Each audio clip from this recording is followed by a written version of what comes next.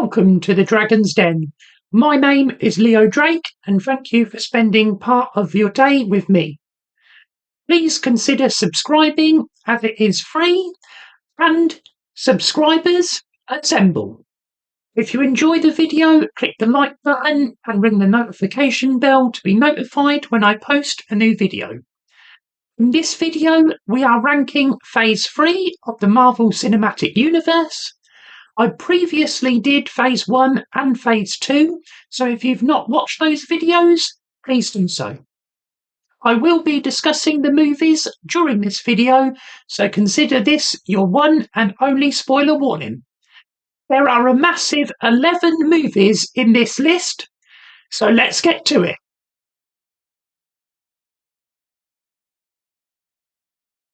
At number 11 is Ant-Man and the Wasp from 2018. Despite being last on this list, I do think the movie is fun, good for all the family, and has some entertaining effects, especially when the small cars or other items suddenly get big. The reason this film does not rank higher is because the movie does not have a lot of impact, either while watching or to the overall MCU. The villain, Ghost, suffers an accident as a child and is then trained to be an assassin before experiencing life-threatening side effects which require her to try and steal technology that could save her life. That does not seem like much of a villain to me. Off, Ghost. The storyline in this movie feels quite thin. We spend an unusual amount of time pacing around after Hank Pym's office, which is shrunk down to past the parcel size. We do get Wasp in this movie. Her mother Janet is rescued from the quantum realm, and Paul Rudd as Ant-Man gives another solid performance. The most interesting part of this movie happens during the end credits scene, when Scott is trapped in the quantum realm because Hope, Hank and Janet disappear due to the blip. More on that later.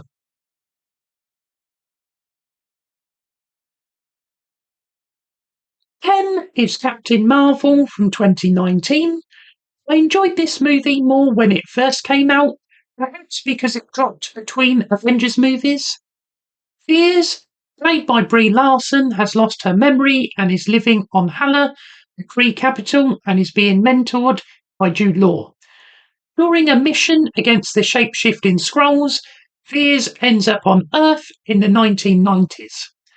Agent Coulson and a younger Nick Fury of S.H.I.E.L.D. arrive on the scene. Fears believes the Skrulls are after a lightspeed engine referred to as Project Pegasus. Fears and Fury seek information on the secret mission and come across Goose the cat. Fears is reunited with her best friend, Maria Rambeau, and their daughter Monica. Fears remembers that she was the pilot for Dr. Wendy Lawson, who was a Kree scientist called Marvel.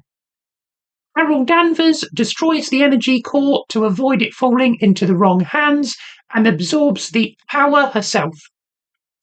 The Skrull refugees are seeking a new home, while the Kree are trying to eliminate them. They go to space, where Talos is reunited with his family. Jude Law and his crew arrive seeking the Tesseract. Carol is able to control her powers, and that is bad news for the Kree. Goose is actually a Flurkin and swallows the Tesseract.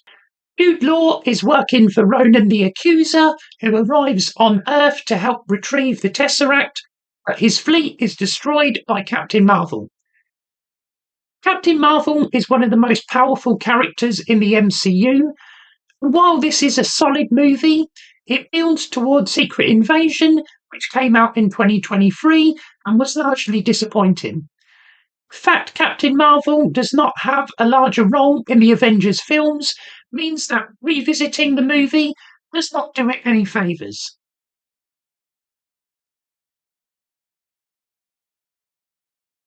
Number 9 is Spider-Man Far From Home from 2019. There are 2 Spider-Man movies on this list. The other one ranks much higher, as I'm a big Spider-Man fan, and Tom Holland is actually my favourite Peter Parker. So why does this film rank so low? Well, mainly it comes down to a few different decisions this movie makes I'm just not on board with. The first is to do with Mysterio, played by Jake Gyllenhaal. Now, I knew a bit about Mysterio from the comics before watching this movie. I was happy to go along with the film and see what Quentin Beck would be like in the MCU. He starts off well. There is a scene about halfway through the movie where everything changes. Mysterio is in a bar and reveals that he does not have any powers and that his performances have been nothing but smoke and mirrors. For me, this reveal was unnecessary at this time and really only served to let the audience know he was actually a bad guy. This really took me out of the film as I felt all jeopardy was lost in the knowledge that Mysterio was fighting Spider-Man with a glorified light show. It's not to mention that Peter Parker gives away the Edith system Tony Stark left him to a relative stranger because he just wants to be an ordinary kid just before this happens. This seems a little out of character and done just to progress the plot. Secondly, a major part of this movie involves Peter and MJ's relationship, culminating in MJ working out Peter is actually Spider-Man. Which leads to my final gripe. During the end credits, a recording made by Mysterio reveals Spider-Man's identity as Peter Parker. I did not like this. Initially, it made MJ's discovery of Peter's identity completely irrelevant, but I knew the next movie would end up spending a lot of time reversing this decision.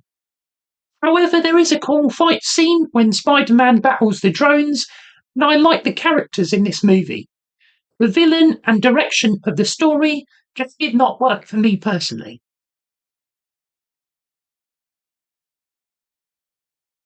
Number 8 is Guardians of the Galaxy Volume 2 from 2017. If you watch my previous video, ranking Phase 2, you know I enjoyed the original Guardians of the Galaxy movie, so I was slightly disappointed with the sequel. However, Drax is hilarious in this film, and so I will be adding a lot of Drax clips into this segment to compensate. Die, spaceship! The Guardians do a job for the Sovereign before Rocket steals their batteries and makes enemies of them. The Sovereign are not great in this movie and feel a little shoehorned in to facilitate the introduction of Adam Warlock. I too am extraordinarily humble. I like the mystery of not learning who Peter Quill's father was in the first movie. It makes sense that they would address that in the second film, and while I like Kurt Russell, it was not a satisfying conclusion. Baby Groot might sell merchandise, but his role in this film was limited. That was awesome! Mantis is introduced, and she is fine, along with a really heartfelt moment for Yondu. I'm very poppin', y'all! This movie just feels a little unbalanced. The humour and music don't work as well as the original. Perhaps my raised expectations were a factor, but overall, I was slightly disappointed with this film. Must be so embarrassed!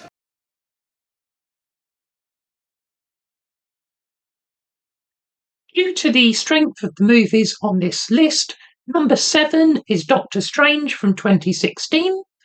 Mads Mikkelsen's Caecilius steals pages from an ancient book and escapes from the Sorcerer Supreme through an interdimensional portal. This film gives strong Inception and Matrix vibes, making it look and feel different from many of the other MCU installments. Dr. Stephen Strange is a brilliant neurosurgeon before a terrible car accident leaves him with life-changing injuries. Unable to continue operating, Dr. Strange seeks medical assistance. When this fails, he looks up at the man who recovered from severe trauma, and the man points him to a place called Tamatage. Strange travels to Nepal, searching for a miracle. He pushes away everyone close to him, which is really just Christine, a fellow doctor played by Rachel McAdams. After being mugged, Doctor Strange is helped by a hooded figure who leads him to Kamatage, where the Sorcerer Supreme, played by Tilda Swinton, separates Stephen's astral form from his physical body, and explains the multiverse. After proving his devotion, Strange begins his study into the mystic arts. Watched over by Wong and given a sling ring, he devours ancient texts in the search for knowledge. Strange learns of the mirror and dark dimensions, along with the dangerous entities who dwell there. Doctor Strange is introduced to the sanctums which protect the world, and the sorcerers protect the sanctums. Caecilius destroys the London sanctum before Strange finds himself defending the New York branch, helped by the Cloak of Levitation. It is really impressive how Benedict Cumberbatch comes to look more and more like Doctor Strange as the film progresses. Strange is hurt and returns to hospital, where he asks Christine to save him in the astral plane. The Sorcerer Supreme dies, leaving Strange and Wong to defend the Hong Kong Sanctum against Caecilius, who wishes to allow Dormammu dominion over Earth. The ending to this film is clever, as Doctor Strange cannot overpower Dormammu, so he traps him in a time loop. This movie has a different feel from other movies in the MCU, and Doctor Strange is a great character, but due to the strength of the other films on this list, it only makes number 7.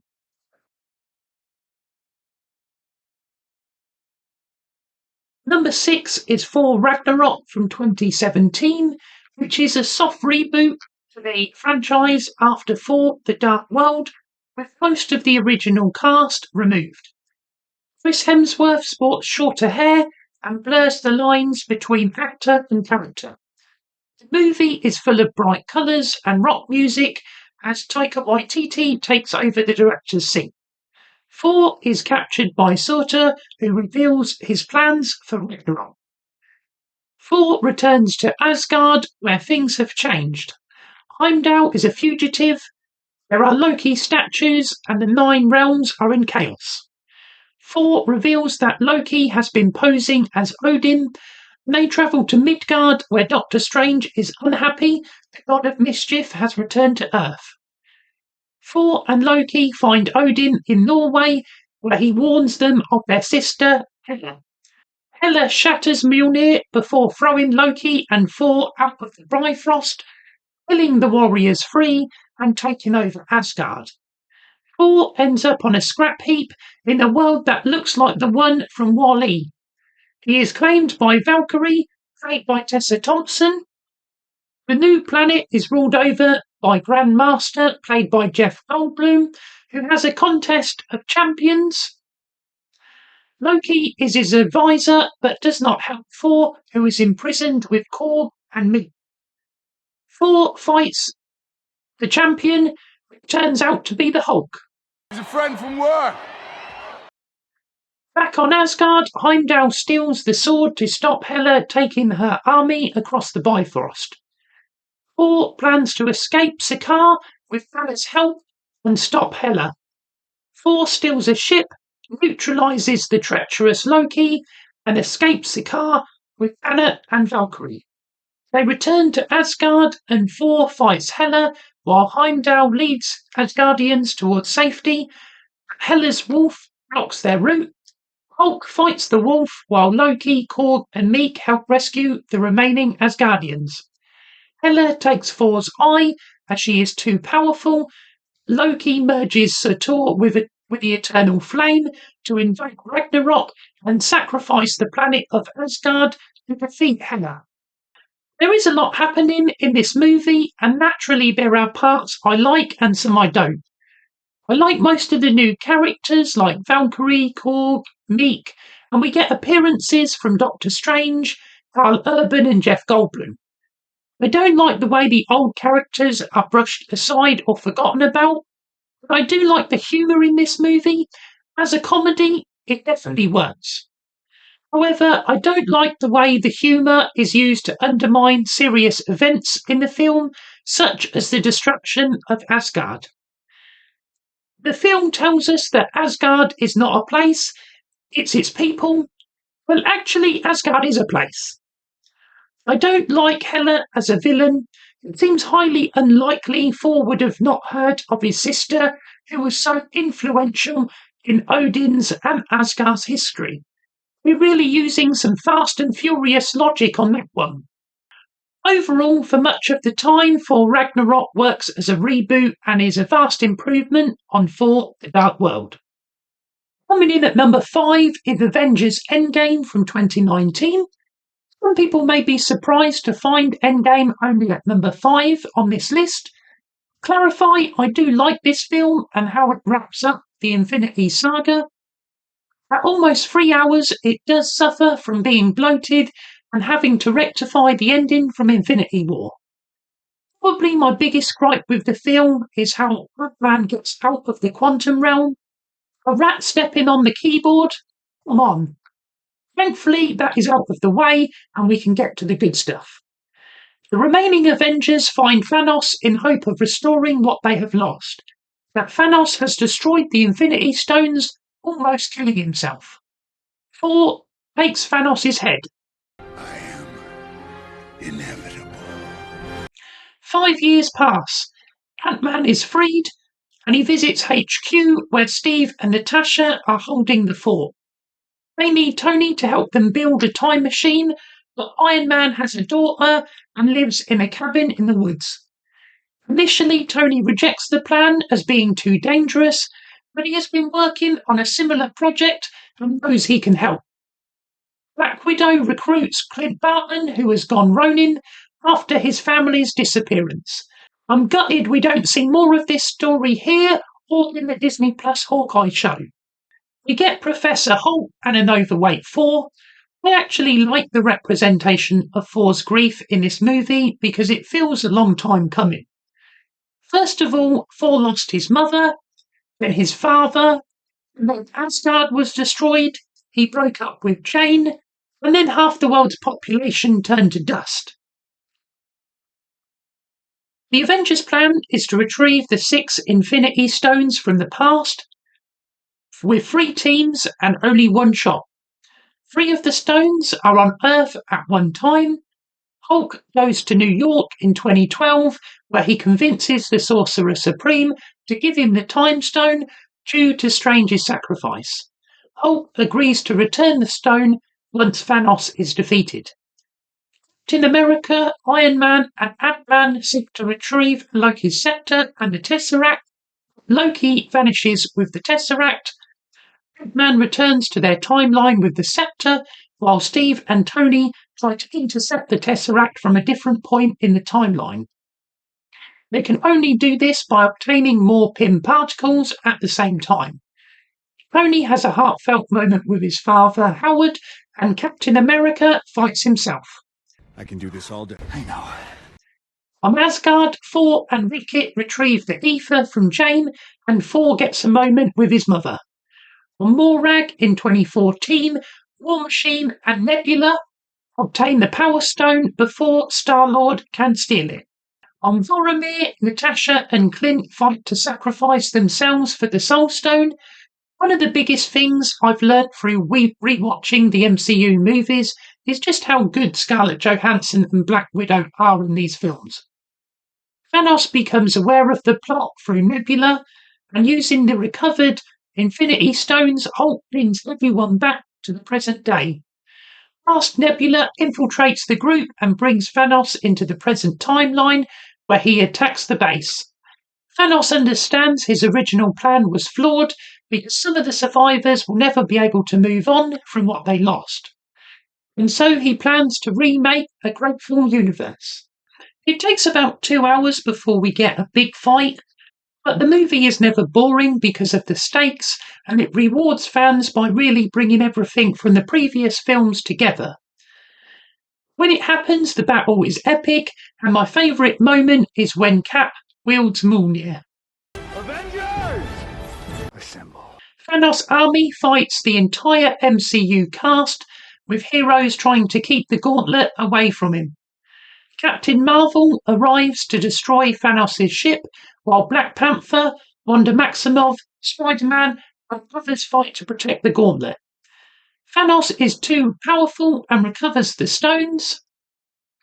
Tony sacrifices himself in an emotional moment that really completes the character's arc. Steve Rogers returns the Infinity Stones to their timelines and lives a fulfilling life with Peggy Carter. Sam Wilson gets the shield, and we mourn the loss of Vision and Black Widow. The second highest grossing movie of all time, and a fitting conclusion to an epic Infinity Saga. Surely the greatest cast ever assembled. The movie does have to cover a lot of exposition, so I don't find it as enjoyable as the other movies still to come on this list, but I was not disappointed with this film.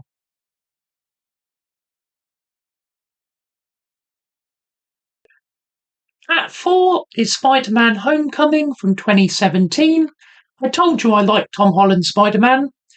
We forgo an origin story for the character and find a younger Peter Parker still in high school.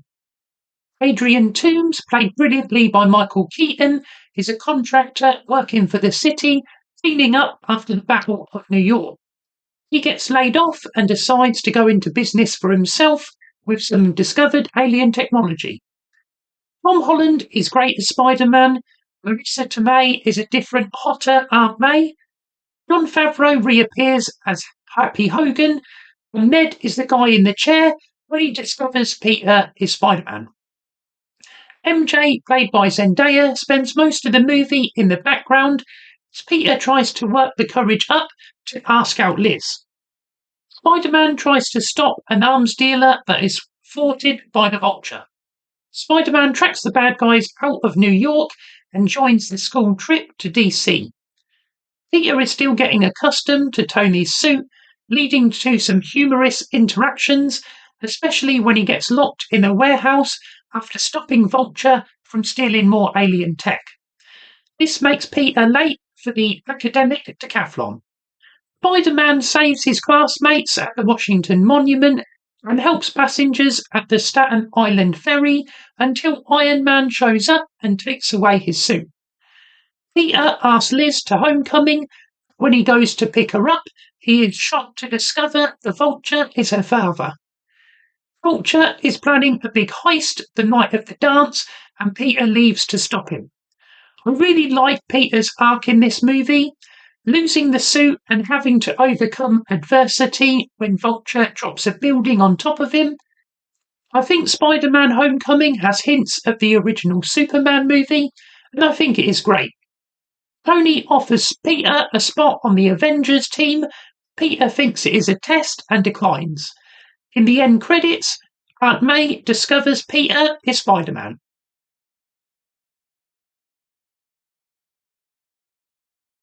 Coming in at number 3 is Avengers Infinity War from 2018.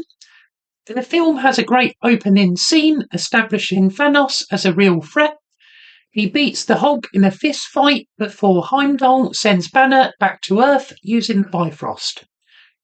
Heimdall and Loki are killed while Thor watches helplessly as Thanos collects the second Infinity Stone. Hulk lands in the Sanctum Sanctorum and warns of Thanos' arrival. Doctor Strange and Wong agree to contact Tony Stark. The children of Thanos come to Earth for the Time and Mind Stones. Bruce has performance issues. Iron Man, Strange and Wong fight Cole Obsidian and Ebony Maw. Despite their combined strength, they are overpowered even when Peter Parker arrives to help. Ebony Maw captures Strange, who carries the Time Stone, and Peter Parker tags along. Tony is helped by Wong, who sends Cole through a portal. Iron Man makes it to Ebony Maw's ship, which heads into space. While on Earth, Bruce calls Steve Rogers. The Guardians of the Galaxy find Thor. This leads to some funny macho posturing between Peter Quill and the God of Thunder. Phil, Gamora, Drax and Mantis go to nowhere, where Thanos is after the Reality Stone from the Collector. Thanos defeats the Guardians with his new toy and takes Gamora, who knows the location of the Soul Stone. Gamora refuses to tell Thanos where the stone is until he starts torturing Nebula. Thanos and Gamora travel to Vormir, where we finally get the return of the Red Skull, and to obtain the Soul Stone, Thanos must trade something he loves. Gamora dies and Thanos captures another stone. Wanda and Vision are attacked by Proxima Midnight and Corvus Glaive before they are supported by Cap, Falcon and Natasha. Iron Man and Peter send Ebony Maw into space and save Doctor Strange. Thor, Rocket and Groot go to Nidavellir seeking a weapon capable of defeating Thanos. Thor has to absorb the power of a star to heat the forge so Stormbreaker can be cast. Star-Lord, Drax and Mantis join Doctor Strange, Iron Man and Spider-Man on Titan. Steven views over 14 million possible timelines, and only in one do they succeed. Thanos returns home to Titan and fights our heroes. When he is victorious, Doctor Strange hands over the Time Stone to save Tony Stark's life. Cap takes the team to Wakanda, where he is reunited with Bucky and T'Challa. They hope to remove the Mind Stone from Vision without killing him, relying on Shuri's advanced technology. They need time. Wakanda comes under siege and they make a final stand against the forces of Thanos. Bruce wears a Hulkbuster suit and War Machine joins Black Panther and Captain America to defend Wakanda. Battle is going against the Avengers when Thor returns with Stormbreaker, Rocket and Groot. You guys are so screwed now! Battle continues to rage. Wanda enters the battlefield, leaving Shuri and Vision alone. Corvus targets Vision, but the children of Thanos are defeated. Thanos the Mad Titan arrives, and Earth's mightiest heroes try to delay him so Wanda can remove the Mind Stone from Vision, which will kill him. Thanos is able to use the Time Stone to reverse Wanda's magic and complete the gauntlet. Thor uses Stormbringer to bring Thanos to a knee, but he clicks his fingers and half the universe's population turns to dust. There is so much action in this film, I definitely enjoy watching it more than Endgame. Thanos is treated as an unstoppable monster, and the ending was a big surprise.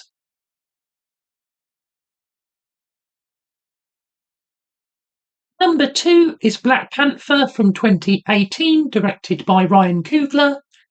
Black Panther further expands the MCU by introducing Wakanda, a technologically advanced kingdom hidden in Africa that sits upon a vast supply of vibranium which came from a meteorite. The tribes fight over the vibranium until a shaman has a vision from the panther god Bast that leads him to a heart-shaped herb, granting greater instincts and strength. The power of the Black Panther. Protect the vibranium and their society, Wakanda is hidden from the world. Following the death of his father, T'Challa returns home with Nakia to become king, but he must first prove himself worthy by accepting any man's challenge in tribal combat. M'Baku challenges T'Challa, who is unable to rely on the power of the Black Panther to win. After overpowering his opponent, T'Challa offers M'Baku the opportunity to yield so he doesn't have to kill him. Thor and Killmonger steal an artifact from the museum. T'Challa's father failed to capture Claw, and T'Challa plans to right this wrong.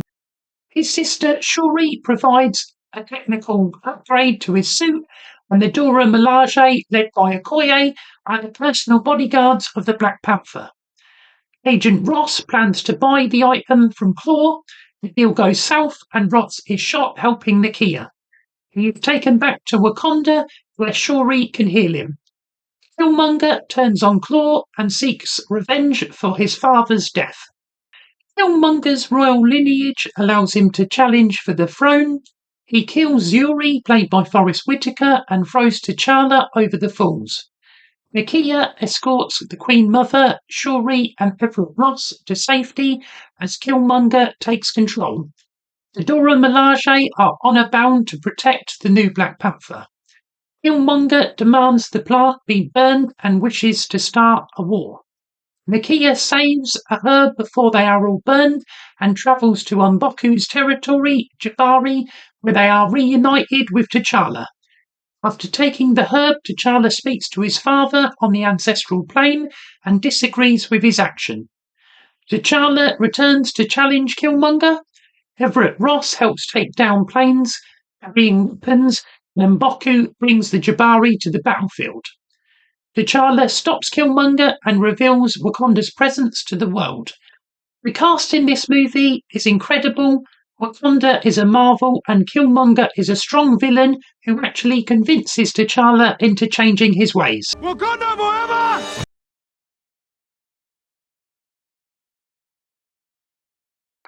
Coming in at number 1 is Captain America Civil War from 2016, with the Russo brothers dominating the top 5. This film is action-packed from the very beginning, as Steve, Natasha, Sam and Wanda stop Crossbones. They are successful, but Wanda causes an explosion, resulting in collateral damage.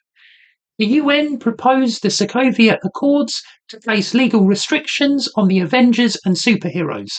Surprisingly, Tony Stark agrees with the Accords, along with Rhodey. Cap refuses to sign, creating a rift between the team. In Vienna, all the countries meet to ratify the Sokovia Accords, including representatives from Wakanda. A bomb goes off and kills the King of Wakanda and Prince T'Challa's father. The Winter Soldier is spotted in the area and becomes the number 1 suspect. Steve goes after Bucky, who denies being in Vienna. This leads to a great stairway fight scene and the Winter Soldier blocking bullets with his metal hand. That is a guy I want on my team. Bucky is attacked by the Black Panther, who pursues the Winter Soldier through Bucharest before Steve, Sam, Bucky and T'Challa are all arrested by the authorities. Zemo finds a cheat code to control the Winter Soldier. Bucky tries to escape before Steve Rogers bicep curls a freaking helicopter. Bucky hits his head, which actually clears it, and he reveals he's not the only Winter Soldier. Tony recruits Peter Parker. Hawkeye breaks Wanda out of Avengers HQ, where she is being babysat by Vision.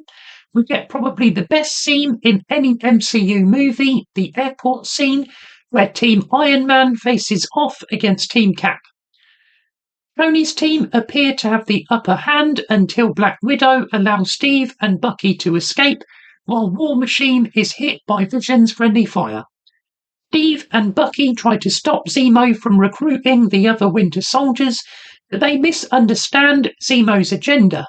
He hates all superpowered people and kills the Winter Soldiers before revealing to Tony that he killed his parents, leading to an epic fight scene between Iron Man, Captain America and the Winter Soldier. I could do this all day. This movie feels like an Avengers 2.5. The Russo brothers continue to deliver on the action, and we are introduced to both Spider-Man and Black Panther, who are both great. While Zemo plays a relatively small part in the film, his intentions are justifiable to him, and despite some changes from the original comic book character, it works well. Thank you for watching. Let me know if you agree or disagree with my list in the comments down below, and whether you would like me to continue this series and do Phase 4. If you haven't already, please subscribe to the channel, give it a like and share it. I'm looking to post a new video every Monday, so be sure to come back for that and click the link on screen to watch another MCU video. Until next time, hurrah!